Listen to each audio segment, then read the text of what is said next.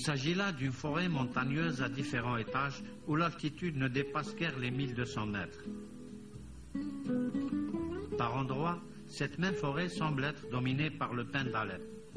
C'est à croire que cet arbre est autochtone, alors qu'en réalité ce même arbre est un intrus dans cette forêt.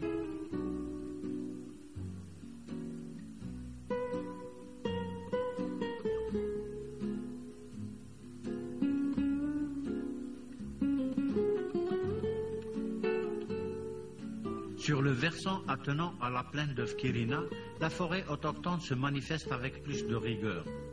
Des maquis de chênes verts et de pistachiers de l'Atlas prennent le dessus sur l'envahissant pin d'Alep. La moyenne altitude ainsi que l'exposition de ces espèces par rapport au vent dominant sont parmi les facteurs à l'origine de l'importance de la végétation.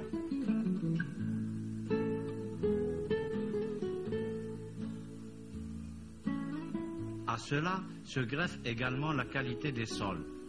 Des sols, le plus souvent calcaireux ou marneux, mélangés à des sédiments, permettent la prolifération de cette dense forêt où chênes verts et pistachiers de l'Atlas sont presque inséparables.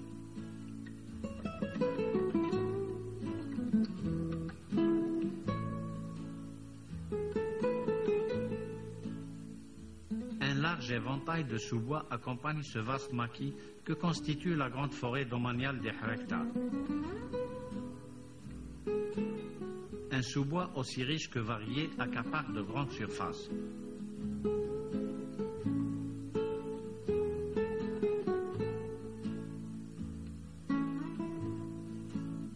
Ces mêmes sous-bois peuplent également les sols et les crevasses. Parmi ce large éventail de sous-bois, on y trouve des plantes médicinales.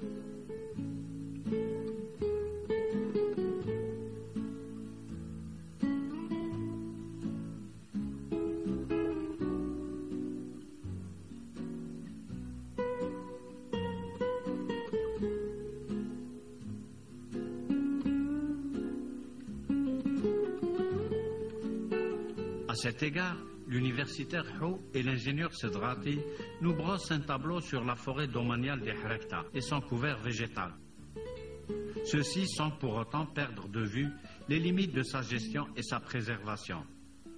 La forêt domaniale des Harekta, elle s'étend sur une superficie de 26 629 hectares.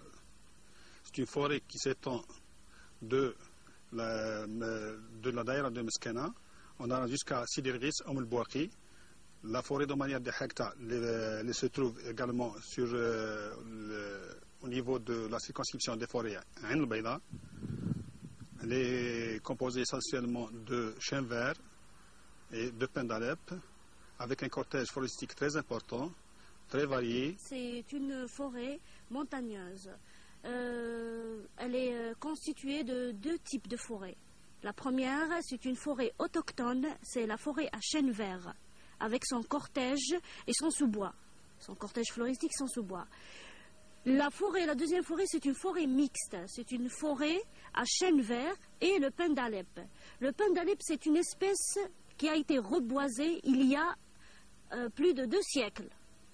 Mais maintenant, elle est devenue spontanée. Concernant la régénération, ces derniers temps, la forêt domaniale de Harekta a subi pas mal d'incendies.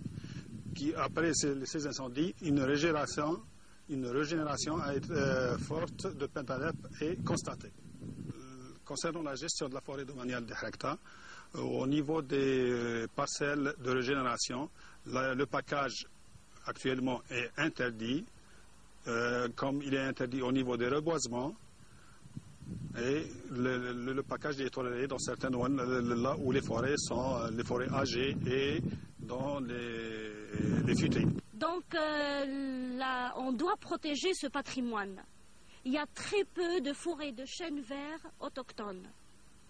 Le chêne vert, la forêt de chêne vert, elle est en dégradation, que ce soit par l'introduction du pin ou bien par l'urbanisme et l'agriculture et le pâturage. Et cette zone, elle se caractérise par un surpâturage.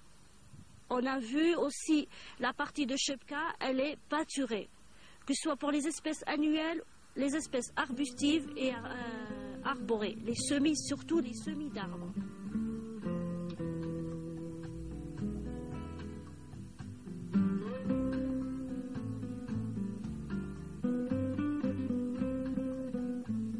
En somme, il s'agit là d'une vaste forêt domaniale dotée d'un très riche couvert floristique.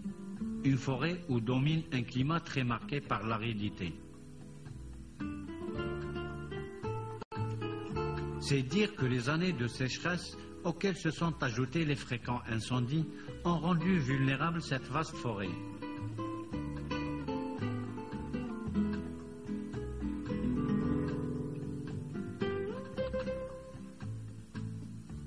Des problèmes objectifs dont les solutions ne sont pas toujours aisées. À cela s'ajoute l'éternel problème du surpâturage auquel se livrent les riverains au niveau des lisières. C'est dans ce contexte que doit s'inscrire un plan de gestion de ce patrimoine forestier unique dans cette région semi-aride.